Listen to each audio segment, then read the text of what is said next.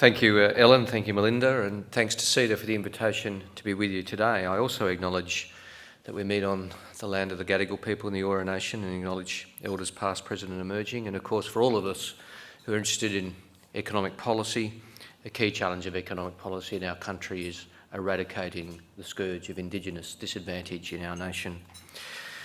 Well, again, thank you for the invitation. I've spoken at many CEDA events over the years and have tackled various issues. Last time I spoke, I think I talked about housing policy and the importance of reform in housing policy. I remember I first spoke about my views about the inequities of retirement income policy in Australia in relation to our working women and the unacceptable retirement income gap of Australia's women, which was a precursor of our announcement that we would pay superannuation in paid parental leave and abolish the low-paid threshold for non-payment of superannuation, which disproportionately disadvantages low-paid women. So there have been many opportunities over the years in various portfolios to discuss many issues. And I've generally tried to avoid partisan comments in my speeches at CEDA, but given the federal election is almost inevitably less than 100 days away, there's no point in avoiding some plain talking this morning. And I'm sure you wouldn't want me to avoid some plain talking, and that might mean that I, in the course of the remarks, might make the odd partisan point here and there. Because this election will be very much focused on economic policy as well as other matters, and there is a clear choice in this election in May. We have been outlining very detailed, comprehensive economic plans, the most comprehensive economic agenda of any opposition in generations, certainly in 25 years, arguably in 40 years. We've been outlining our ambitions to do big things, to give Australia a proper energy policy and a climate change policy to provide the framework for investment in energy generation, which is so necessary and frankly so lacking at the moment. To invest in a massive upgrade in skills formation, in human capital, from universal access to preschool for 3 and 4-year-olds, to lift us to international best practice, to better and fairer schools funding, to a massive investment in TAFE and to reversing cuts in universities, to improve the revenue base of the budget, to close down and reform tax concessions which we think are no longer fit for purpose, which are necessary to fund those important initiatives and investments, and also to provide bigger budget surpluses, a bigger buffer for the federal government in uncertain international economic times. To generate investment through tax relief on the condition of investment through our Australian investment guarantee, an upfront 20% tax depreciation schedule for all investments over $20,000. A step change in our economic engagement with the Indo-Pacific region, a massive focus on business and language literacy and policies to diversify and deepen our economic engagement with countries across the region. These are just some of the elements of the economic policy that I'll talk about today, and our agenda to ensure that our 27 years of uninterrupted economic growth are continued, but also fairly shared across the country. Now, the government does have a different approach. Normally, the small target strategy is one embraced by the opposition of the day. Don't say very much and hope the voters don't notice a lack of policy agenda. But I'm going to put to you that actually it's the government which has engaged in the small target strategy in this occasion and have relied on the politics of fear as opposed to the politics of an agenda of policy. The government spent 5 years internally arguing about whether climate change is actually real, and they now go to the election with their only energy policy being a Venezuelan-style socialist big stick intervention, which will actually chill investment, provide uncertainty for investment, and put upward pressure on energy prices. They've also avoided making difficult decisions when it comes to the budget, instead assuming that global conditions will remain benign and that our terms of trade will remain around 40% above pre-mining boom levels. Now, today I will talk about the economic agenda of a shortened Labor government should we be elected, but I think it's also appropriate and useful for me to talk about what I see as some of the failings of the economic management that we're currently experiencing, in order to give you a guide or an idea as to what would be our priorities in office, as well as talking about some of the policies that we would engage in. And I'll touch on employment, on wages growth, productivity and investment before talking in a little more detail about some of those policies that I outlined earlier. Now, of course, the government likes to talk about its job creation record. They talk about having created 1 million jobs, but in fact, of course, there are now fewer people employed full-time now as a percentage of the labour force than there were when they came to office in 2013. As a result, we are experiencing record high underemployment. 1.1 million Australians are underemployed today. Add this to the unemployed, and we have 1.8 million people, nearly 2 million people, who want more work. And the second point to make is where the jobs are actually coming from. The government, the Party of Free Enterprise, argues that their superior economic management has seen job creation. But in fact, a disproportionate amount of the jobs are being created by government investment, by publicly funded industries. Since 2013, almost half the jobs created have been in publicly funded, supported employment industries like health, education and public administration. That's not a bad thing, but we have to recognise that that's where the employment growth is coming from. Over 570,000 jobs were linked to these publicly supported areas of the economy. And in no small part, this has been due to one very important Labor initiative from our time in office, the National Disability Insurance Scheme. Some estimate that federal and state government NDIS rollout, when it's complete, will have added 163,000 full-time jobs to the economy, which is more than the general structural uplift in job creation in the health sector. And finally, of course, we need to, when considering our job creation record over the last 6 years, compare it with our international counterparts to see how we've been doing. As you know, we got through the global financial crisis, the most difficult economic circumstances in 80 years, with a better unemployment rate than the United States, United Kingdom or New Zealand. Now, we don't. We've gone from being world beaters to laggards in international terms. And against this backdrop, the government announced recently that they would generate 1.25 million jobs over the next 5 years. Sounds impressive. However, it's also inconsistent with the government's own budget figures, as the Treasury confirmed its estimates 2 days ago. And it also is actually entirely lacking in ambition. The 1.25 million employment growth, if it was achieved, would be consistent with the annual jobs growth of around 1.9%, which is exactly the historical long-term average in Australia. So actually it's just keeping in line with historic trends. Now, of course, one of the impacts of this underperforming labour market, one of the consequences has been record low wages growth. Now, this is causing real concern in the community. When the Prime Minister and Treasurer say their economic plan is working, there are many working Australians who say it is not working for me. And that is a very understandable point of view. The Prime Minister, the then Treasurer, declared 18 months ago, and I quote, "There are reasons now to be hopeful that we're near the end of this adjustment process and consumers will start to see their real wages growing in line with productivity again." They haven't. The fact is that wages forecasts have been downgraded in every one of the budgets of the Abbott-Turnbull-Morrison government, and they will be downgraded again in the April budget. The anaemic wages growth is feeding into stagnant living standards.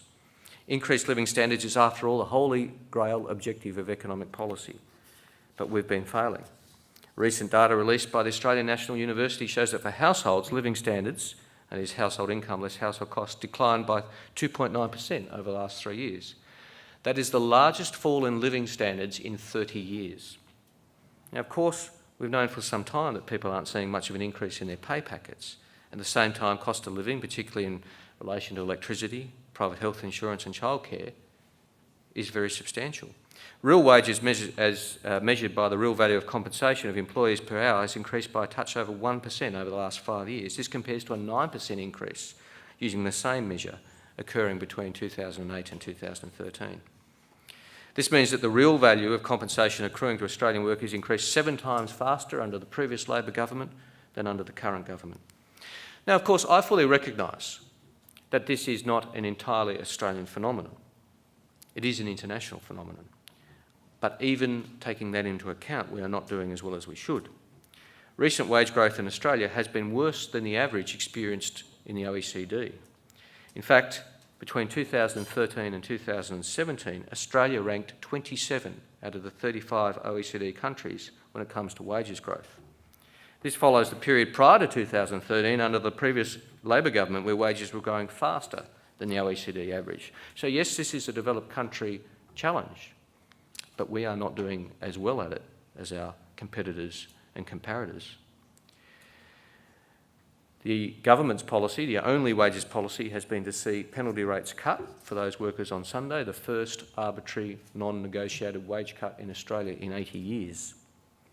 Now, of course, I think we would all agree that better wages growth would be better for all, not just wage earners, better for the economy, as the Reserve Bank has said. And Governor Philip Lowe said, the best outcome is one in which a pickup in wages growth is accompanied by stronger growth in labour productivity. That's because ultimately the basis of sustained growth in real wages is that we become more productive.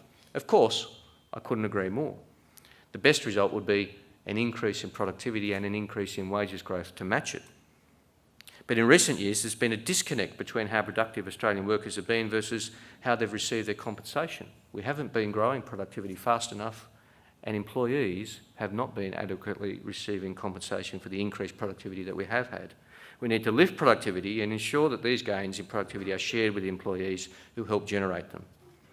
There's been no discernible increase in labour productivity as measured by GDP per hour worked over the last 2 years. None. In fact, 7 of the 9 last quarters of labour productivity have been negative. Now, this is disappointing, but perhaps it's not entirely surprising. Productivity growth, as we all know, comes about at the enterprise level, but is also generated by national reform, economic reform, which has been the hallmark of Labor governments, of Australian governments of both persuasions over the last 30 years. But I have to say to you, over the last 6 years, the reform effort has been largely non-existent. The government junked the Australia and Asian Century White Paper that was initiated by the previous government. But even reform efforts instigated by this government have not come to fruition. The government instigated a tax white paper, which was junked between the draft consultation phase and release. There was a proposed Federation white paper, which actually never saw the light of day. We had the Productivity Commission report, a good report, which the opposition endorsed, called Shifting the Dial, delivered in October 2017 about lifting national productivity. It lies unloved and apparently unlamented by the government. I'm going to put to you that we cannot afford more of this policy drift. We cannot afford more of this stop-start reform agenda. That's why we've taken the approach of seeking a mandate to do big and important things. As I said, we do go to the election with a very comprehensive policy program. It has some political risk to it. But we do so because for reform to be successful, a government must have the moral authority of a mandate. A government should have been brave enough to share with the Australian people our thoughts about the reform challenge and opportunity in Australia and ask the Australian people to cast judgment on them. And that's exactly what we're doing, seeking a mandate and seeking the moral authority that goes with that mandate, if we receive it, in less than 100 days, to say to the Parliament, through the Senate and the people, we've been honest about our plans and now we seek to implement them. Now I'll talk about some of that reform agenda, our agenda to reform what I see as the shortcomings of economic management over the last 6 years. Far from shirking the task of increasing national productivity, a Shorten Labor government would embrace it, improving the quality of our human and physical capital, encouraging technological innovation and making our cities work better and engaging in the world and particularly our region. Productivity is not always about cutting protections for workers and cutting the social safety net, cutting penalty rates and wages. At the heart of our productivity plan is investment. I want to touch on a few areas of our investment. Of course, part of it is our Australian Investment Guarantee that I referred to, our 20% upfront depreciation. Now, importantly, this would apply to investment in new intangibles, knowledge-based assets, as well as traditional physical investments. We would have bigger and better tax cuts for all Australians who earn less than $120,000 a year. But also we would provide tax relief to businesses on the condition of investment. Companies small, medium and large making new investments would be able to immediately deduct 20% of the cost in the first year over and above the existing depreciation schedule. The current government does not support that, so that is a key difference as we go to the election. Now, the 20% upfront deduction would not just apply to traditional investments like machinery and equipment, although it would, but also to the depreciation of increasingly important intangible assets. This means investments in patents, intellectual property and upgrading computer software, all supported under the Australian Investment Guarantee. Now, we all know that that's of increasing importance. The Grattan Institute has pointed out that investment in intellectual property products rose from around 7% of measured private non-mining business investment to 21% between 1990 and 2016. Supporting intangibles is increasingly important because of the rise of the digital economy and e-commerce, which are less capital intensive and more human capital intensive. And this is something we should all care about because we are currently a laggard in OECD terms when it comes to digital innovation. Alpha Beta, the consultancy firm, has pointed out the productivity gain from technology in our economy has been below that of our peers, and we've not managed to build our own digital industries at the same scale.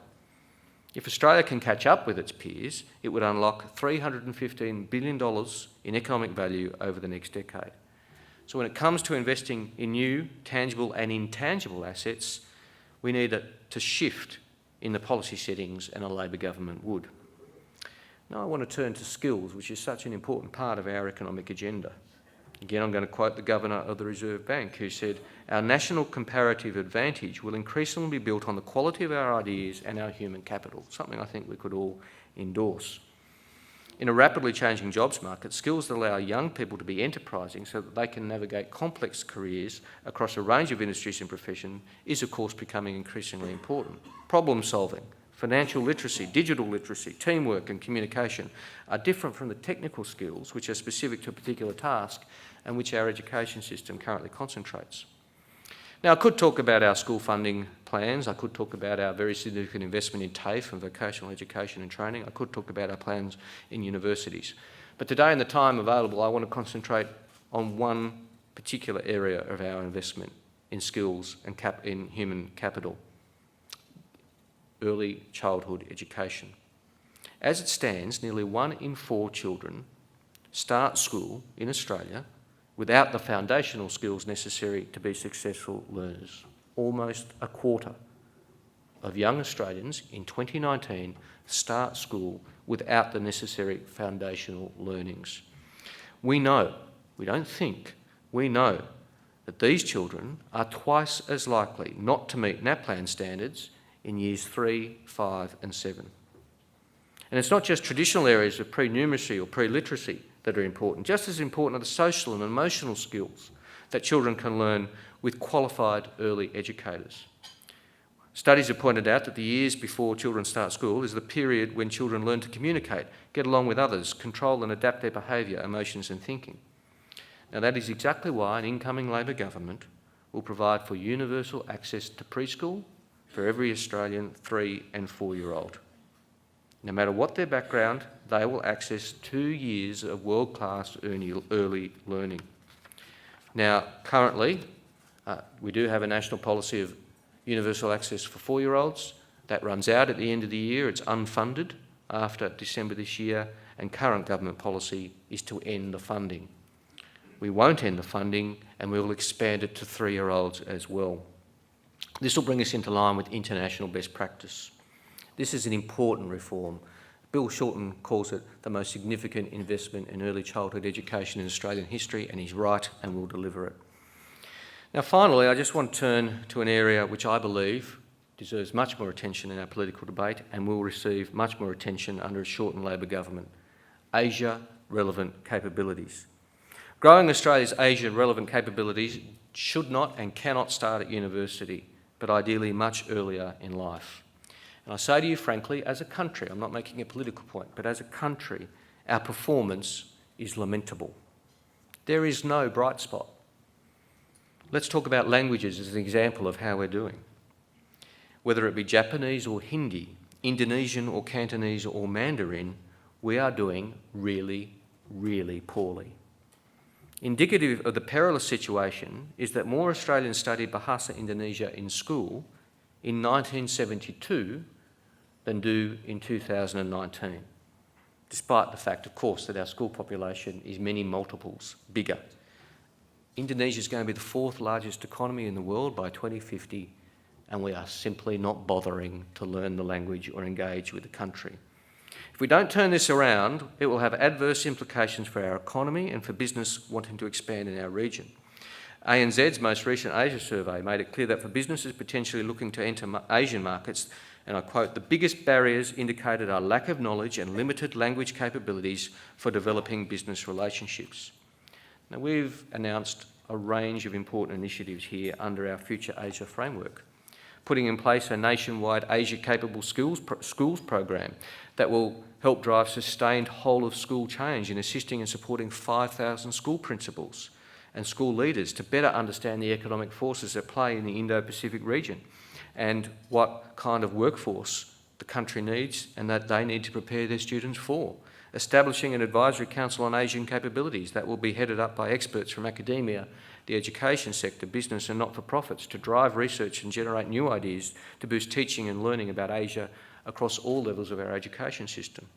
Offering 100 scholarships a year for native language speakers in Australia and top performers in priority Asian languages in Year 12 to get teaching qualifications to become Asian language teachers in schools, because we have a massive shortfall if we're going to turn this problem around. Investing an extra $8 million in community language schools, which we announced just last weekend, so that more Australians get the chance to learn other languages in non-school time. Now, this will require a sustained effort. This is a big cruise ship to turn around. We are so far behind and it won't be easy, but we're committed. And I've, some would say courageously, committed that as Treasurer I would report annually to Parliament on progress in achieving these aims, so that the government has an accountability mechanism that will be held to if we're not making enough progress. So in conclusion, as we do head to this election in less than 100 days' time, there will be a battle about whose plans are better for the economy. The government's had 6 years to lay out a plan. They haven't done so. 6 years to tackle the big issues confronting the nation, whether it's producing a coherent climate change and energy policy, getting productivity and wages going again, or making the big calls on the budget. 6 years to engage in a proper comprehensive plan on Asian capabilities. Even its performance on jobs, as I've put forward before, doesn't stand the test of scrutiny in relation to international achievements. We've been doing average. We need to do much better than average in Australia if we're going to keep the 27 years of uninterrupted economic growth going. We can't be a free rider on a healthy global economy. The healthy global economy might not be there. We need reform. We need unity in government. We need consistency of purpose. These are all things that we think we offer in the Shorten Labor team. We'll go to the election as a united team, having spent 6 years in opposition almost, developing the plans for the country that we think the country needs, developing the policy formulation and the tough decisions that are necessary to seek a mandate to do big and important things. It'll be up to the Australian people to decide. They'll decide in a few weeks' time. We look forward to the contest, and if we're so blessed, look forward to implementing the mandate we achieve at the election. Thank you very much.